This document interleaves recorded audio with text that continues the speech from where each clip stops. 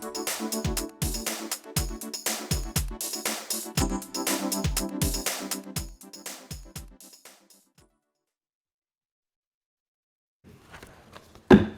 evening and welcome to the Board of Mayor and Aldermen Workshop.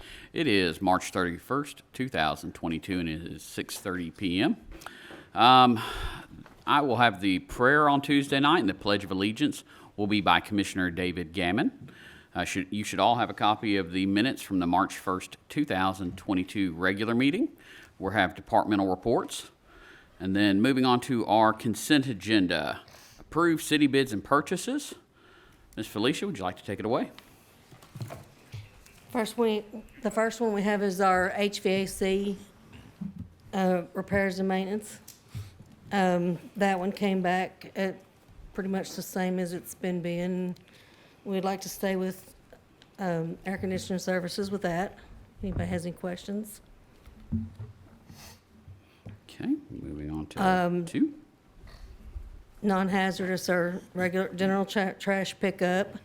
That came back with GFL, which was Waste Industries, but same company. Let me skip that one. Pest control services. We have greens with our termites, so we'd like to just stay with them with the pest control at this time. And then we have, we're kind of cleaning up our leases. So we've got the GSA. We will be paying for the stormwater lease, but we will only be paying maintenance for water billing in fire departments. Then we have the Sourcewell on the E1 pumper for the fire department. Anybody got any questions? I can direct that to Chief. He's building that one. And then I don't have the paving list, so. Now, with the water storage tank improvements, that would be Jamie. Yes, ma'am. Bye, Felicia. You've been waiting to say that.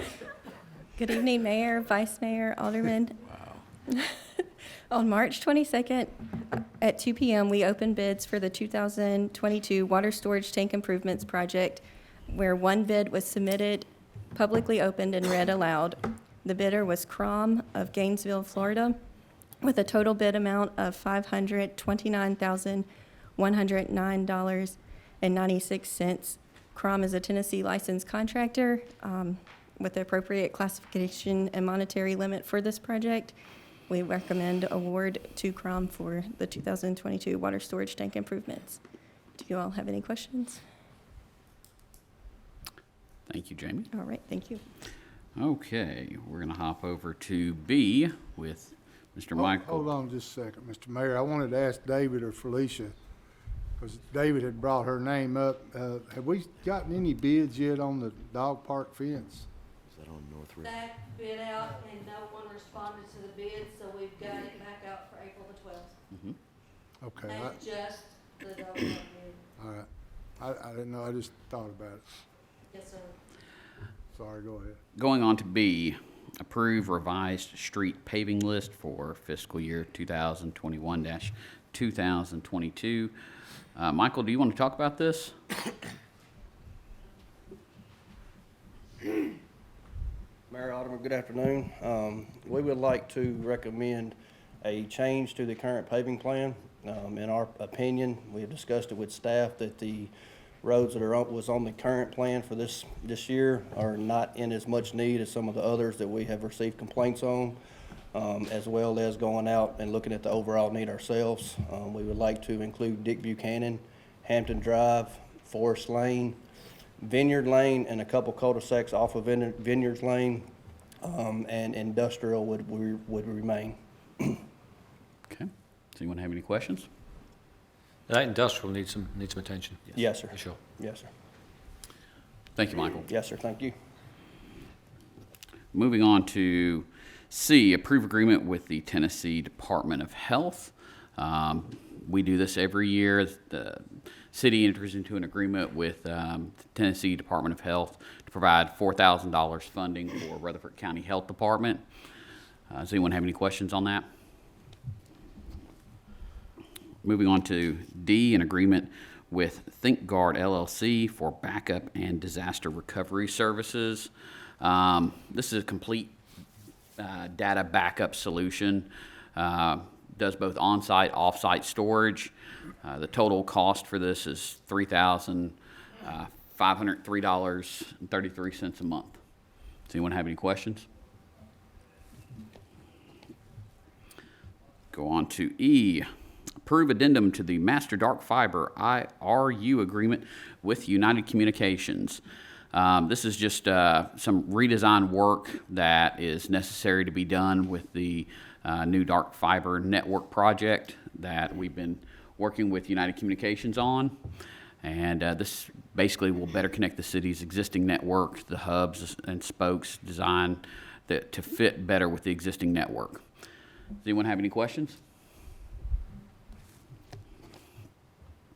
Moving on to F, ratify the approval of a proposal from Crom LLC for the repair modification of the pre-stressed concrete water tank located on Sanders Drive. So the city has had a long-term contract with Sprint PCS for a cell tower there. That's been attached to the concrete tank. T-Mobile purchased Sprint. They no longer need that cell tower, so they terminated that contract. As a result, that tower will need to be removed, but there's some bolts that are in there that they don't necessarily feel comfortable with removing. So this is to have that done. The cost of the bolt removal is $12,554.12, and this will be reimbursed to the city. Does anyone have any questions? Must be some killer boats for $12,000. Well, I think their overall goal is they want to make sure they do not damage our tanks, which is something I can appreciate. So, moving on to G, authorize the city to obtain an appraisal to purchase property for the fire department on Old Nashville Highway. So the fire department, as everyone knows, we've been searching for suitable property for a training center for a significant amount of time.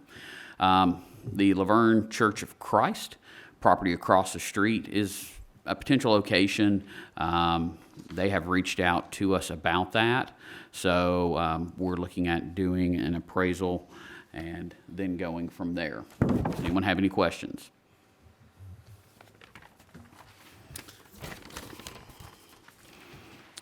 Going on to H, approve addendum to the software and maintenance agreement with Diverse Computing Incorporated for additional eAgent licenses. This is tied to the police department, and this basically upgrades the department from having 7 seats to 25, or 7 seats to 25 users. This is what allows the police, the eAgent service allows the police department NCIC access to officers in the field. And then this is $2,900 per year for 25 licenses. Does anyone have any questions? Moving on to approve contract with Midwest Communications to advertise the block party on Jack FM. I believe we did this last year, David, and this is just advertising with Jack FM. I believe they even came out last year also. So total cost for this will be $500. Any questions? Number J, approve quote and slash statement of work from CivicPlus to add premium department websites for the police and fire departments. This was discussed at the planning retreat by Ann for the website. Does anyone have any questions? K, approve donation of property from Panantoni Development Company located at the southeast corner of Mason Road and Bain Drive, consisting of approximately 2.23 acres. I know we've discussed this quite a bit. In the past, this is just where Pantone is donating some property to the city. It can be used for multiple things in the future, but for now, it's just approval of the donation. Any questions? And then the last item for the consent agenda. Approved donation of property and right-of-way from Pantone Development Company, property located adjacent to the Sanford Knob water tank consisting of approximately 9.3 acres. Right-of-way is located along Blair Road, and it consists of approximately 0.84 acres. Does anyone have any questions about this? Moving on to new business, Resolution 2022-03, a resolution to amend the City of Laverne check signing policy. This is something that Bruce has been working on for a couple of months now because he wanted to get the wording right and some changes to it, but the proposed changes to this include the titles for the city staff members that sign checks, the policy for signature, basically the stamped or the system-generated checks. They have removed the items where we no longer issue automated checks. They added the signature stamping may be used for utility bills like gas, cable, electric. And then they've increased the limit for those stamped checks from 1,000 to 2,500, which will provide more, or what they believe, which they have on here, improve efficiency for the department, as they think that there's more checks over that $1,000 limit, but significantly not a huge amount, and still anything over that 2,500 would go through the regular process of everyone signing off on it manually. Other changes include money transfers, online payments that are done electronically instead of using physical checks. Any questions on that? Resolution 2022-04, resolution of the City of Laverne Board of Mayor and Aldermen to declare property owned by the city to be surplus to the city needs and directing disposal of the same.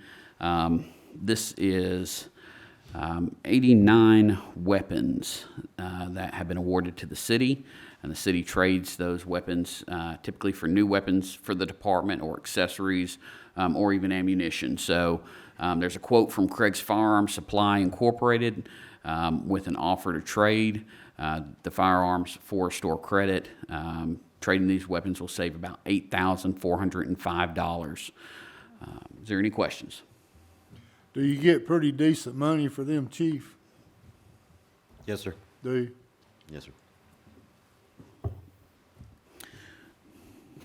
Moving on to Resolution 2022-05, a resolution to authorize the mayor to enter into a contract for the sale and lease of the fire station property located at 169 Stones River Road.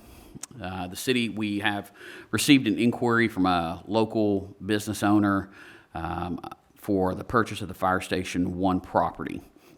And we're in the process, as everybody knows, of finalizing construction plans on a new Fire Station 41 and headquarters.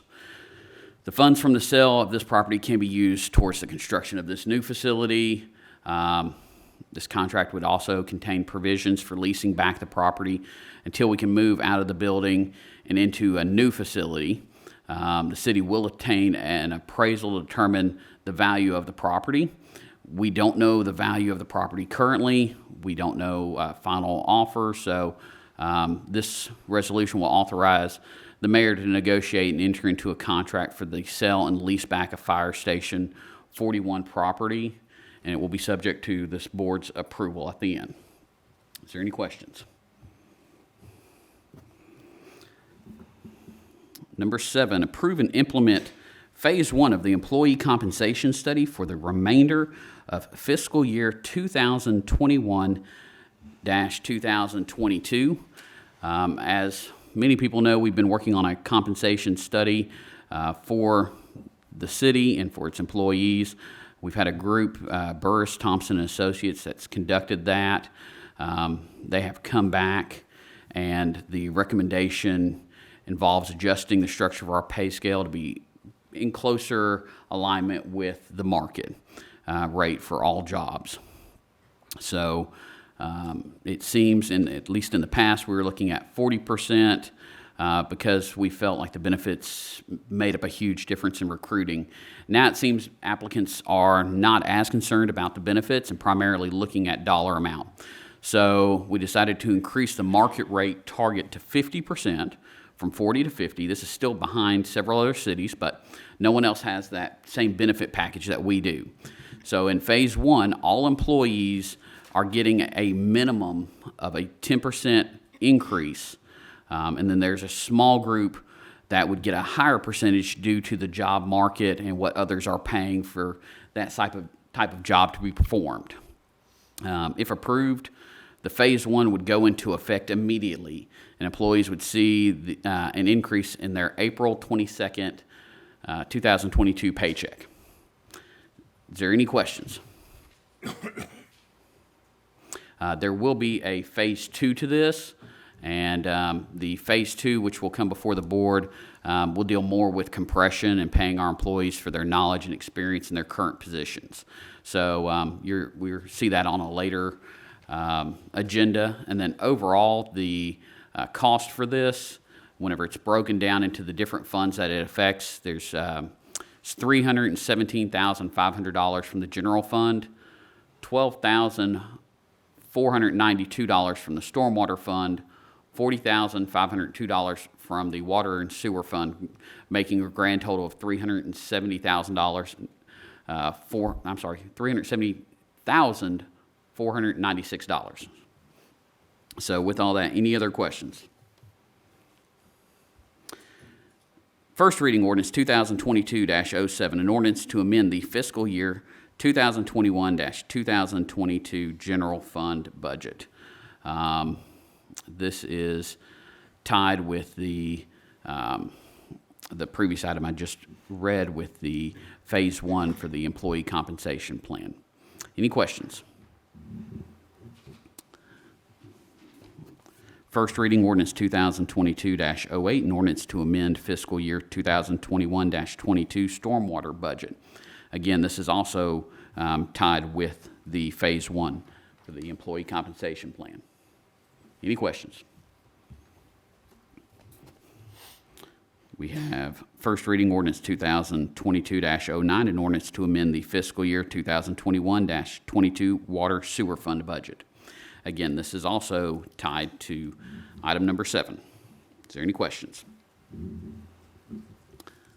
Moving on to number 11, resolution 2022-06, a resolution to accept the Sand Hill Village subdivision. This received a favorable recommendation from the Planning Commission on March 29th, 2022.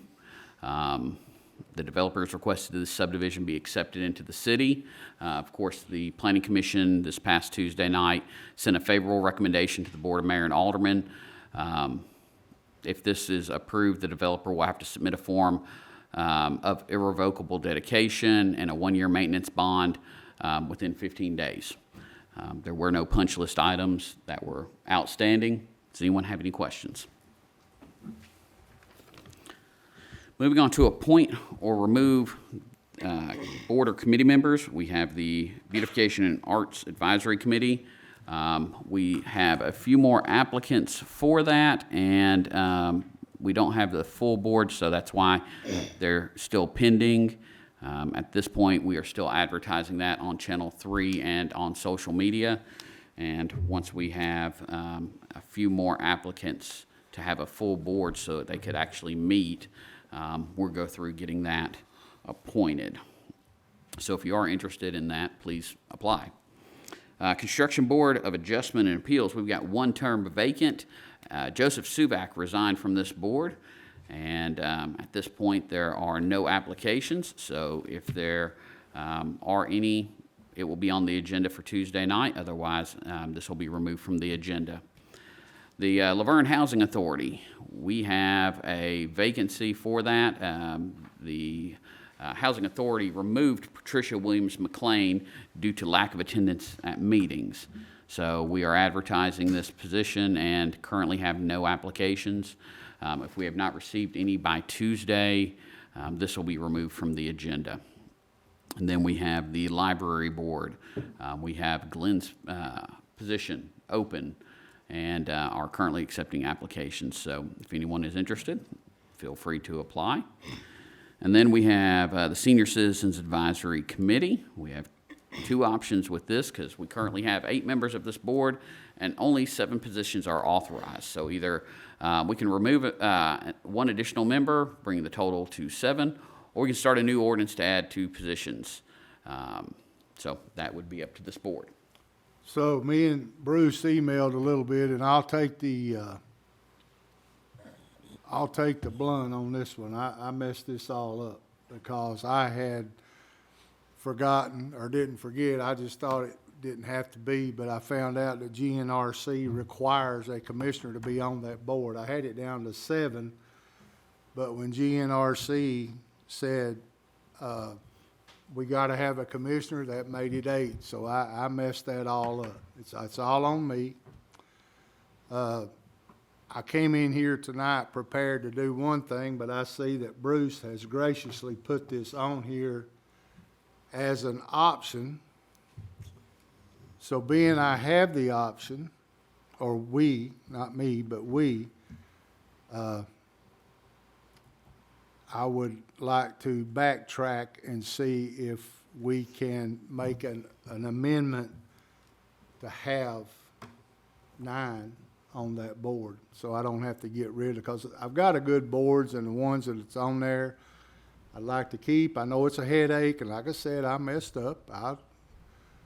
David knows I messed up, so I'll just take the pressure from it, but I'd like to ask this board if we could amend this and start taking applications and get 1 back on it. 2 on there. It'd be 2 people. No, it'd just At 2 be positions. 1. Well, the ordinance would have to be to add 2 positions, because the ordinance currently only allows for 7. So we would have to 8 add members. 2 positions to make it 9. Yes, And then we can add 1 member once that ordinance is approved. yes. Well, the chairman, I mean, the commissioner made 8. Right, you have 8 members right now, but you only have 7 positions authorized by the ordinance. So you have to amend the ordinance to add 2. Amend the ordinance, but still only have to have 1 application. Correct. Okay, yeah, if we can, and man, I hate that, I hate messing up, but I did, and, the GNRC thing threw me off. So I know it'd be easier to do one thing, but I'd like to try and get one more applicant, because we do have good members. Moving on to F, Stormwater Appeals and Advisory Board. We've got 1 term vacant. Again, Mr. Joseph Suvak resigned from the board, so that will be advertised, and if nobody applies, that will be removed from the agenda. Next, we have a resolution to support restoring the historic revenue sharing relationship between the state of Tennessee and its local governments, and to return the local share of the single article cap to local governments. This is something that I asked Bruce to add on here. There's currently some legislation going through our state government where the sales tax revenues were increased from 6% to 7%. And traditionally in the past, the state would share a portion of that percentage with the local municipalities. With that 1%, they did not. All of that revenue stayed with the state. So there is now a current effort to have that, that sharing restored even to that 1%. So this is just a resolution to support that effort. Next up, we have item 14, the City Administrator Performance Evaluation. Mr. Andrew, would you care to join us? Good evening, Mayor, Vice Mayor, Board. It's my pleasure to talk tonight to you about the annual City Administrator Review. I want to walk through a couple of points of highlight on this. First, I will start from a 60,000-foot perspective. The presentation of the City Administrator Review tonight is the culmination of the entire annual review process for the city. It's a really important part of how we look at each person's role at the city. And this year, all of our departments were very diligent in completing that process. And with this presentation, we have 100% of all of our employees that received an annual review and conversation this year. So I'm very, very pleased about that. I want to walk through the evaluation as it was completed by all of you, just to highlight a few points. There's 10 sections of this particular performance evaluation. It's the same structure and questions that you've seen in previous years. And this relates to Bruce Richardson as our city administrator. Section 1 is characteristics, and the average for that section was a 4 out of 5. Section 2 is professional skills and status. Those questions totaled an average of 4.04 out of 5. Section 3 is relation to elected members of the governing body, so you folks, and that was a score of 4.2 out of 5. Section 4 was the execution of policy, and the overall score there was 4 out of 5. Section 5 dealt with reporting issues. That was a 4.24 out of 5. Section 6 was citizen relationships, and that was a 4.12 out of 5. Section 7 dealt with staffing, and that score was a 4.16 out of 5. Section 8 dealt with supervision, and that was a 3.95 out of 5. Section 9 was related to financial management with a 4.32 out of 5. And then Section 10 dealt with community, and that was a 3.64 out of 5. Overall, the total analysis of the review was a 4.07 out of a possible 5.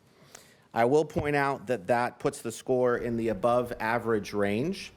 I would also just point out that this particular review, not only for the city administrator, but also every member of the team here in Laverne, was done during the year of the pandemic, when work was not the way it normally looked. Our activities were not the way they were normally done.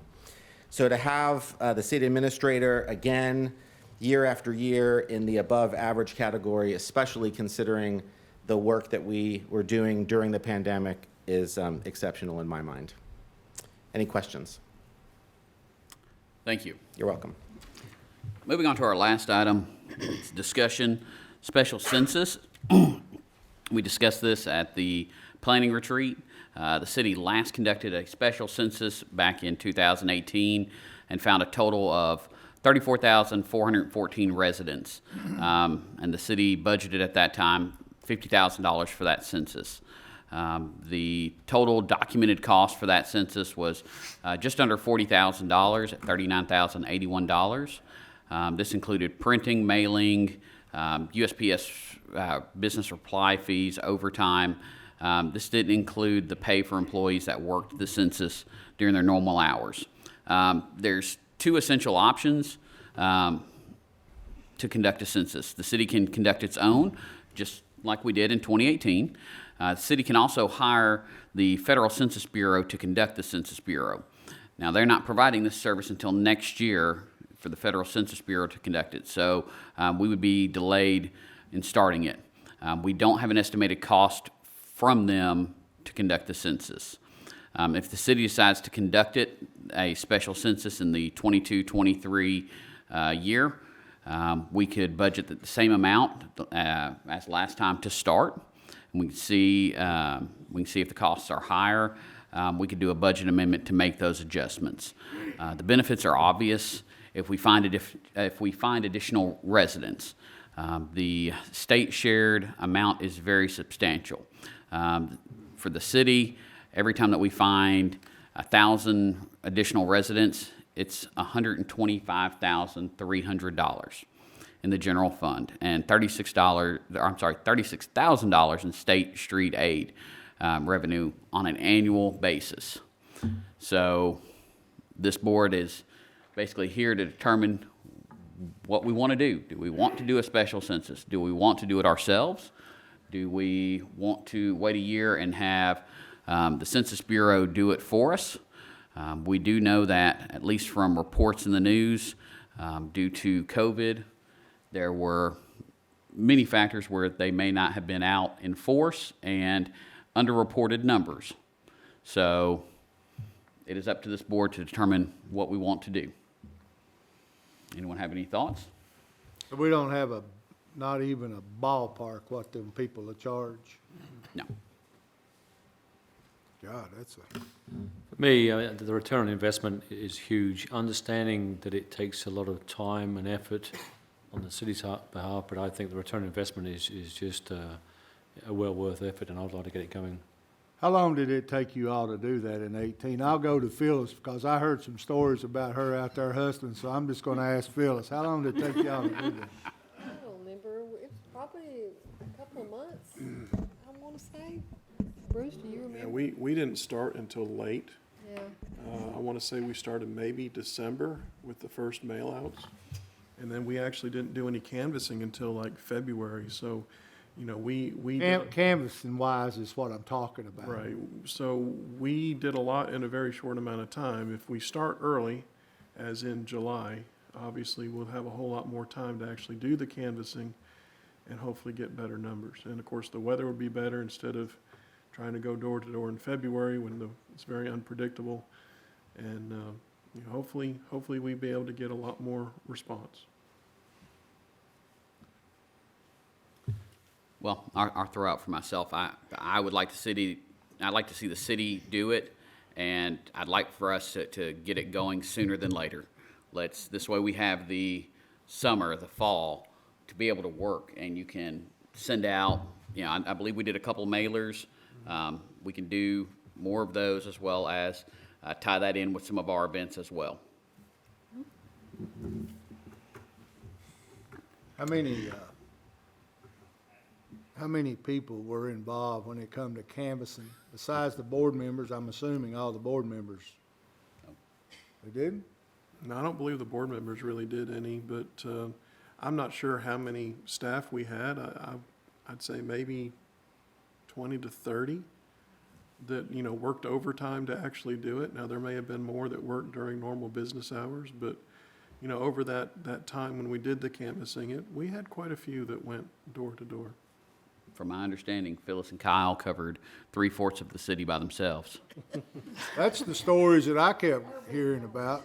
We were very competitive. We would go out there and see who could get the most that day. I'm a sore loser, put it that way. Any other questions or discussion on this? Okay, moving on to Mayor and Alderman comments. Alderman Waldron.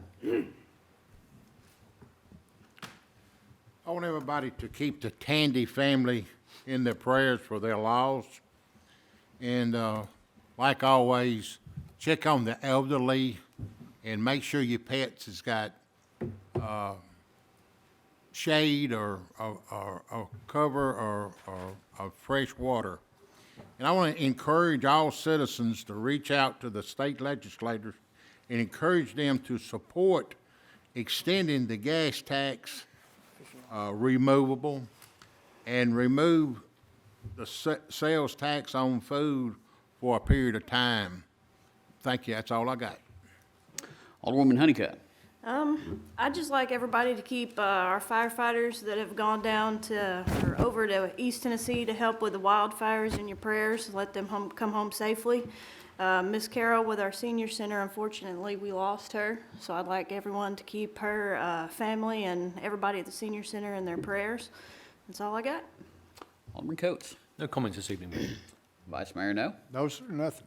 Well, first off, I want to recognize and congratulate our first Extra Mile Employee Recognition Program winner, Mr. Doug Oakley, who was just presented with that today. So congratulations, sir.